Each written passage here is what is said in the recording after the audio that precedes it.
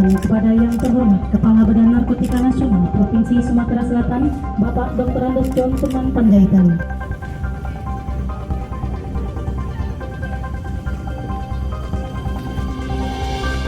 Sah ya, orang buktinya ya. Ya, sah. Tidak ada yang ketukar kan? Apa yang ada yang tidak kuat? Wah, kuat jenderal.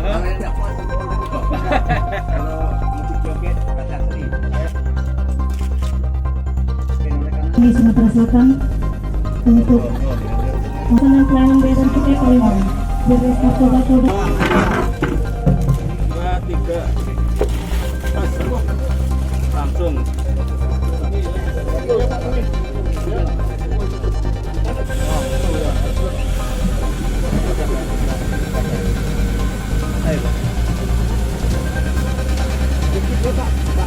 Dia naik dia, Pak.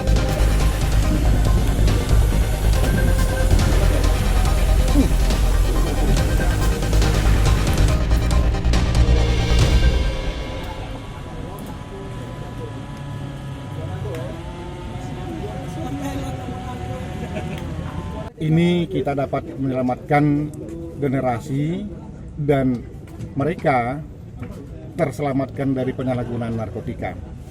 Ini sebenarnya adalah hasil ungkapan kita pada bulan Desember yang lalu, di mana ada 2 tersangka yang membawanya langsung dari Tembilahan, yakni tersangka J dan A, sementara orang yang menerima ataupun barang narkotik tersebut diterima oleh J juga yang ada di Palembang. Begitu. Barangnya dari mana dan akan disebar di mana rencananya? Ya, barang tersebut sebenarnya adalah semuanya berasal dari Malaysia. Ini adalah sindikat internasional yang dikendalikan oleh seseorang tersangka yang ada di lapas di Batam. Nah, mereka menggunakan J dan A ini untuk membawanya dari Batam terus ke Tembilahan dibawanya di Sumatera Selatan yang akan disebar di seluruh Sumatera Selatan. Nah, penampungnya sebenarnya ada 2, yakni J yang ada tertangkap saat ini di Palembang, Juanda, dan satu lagi dari Pali yang belum tertangkap. Penyelidikan selanjutnya apa?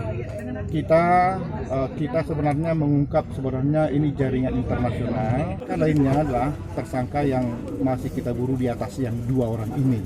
Namanya ya S namanya. Ya.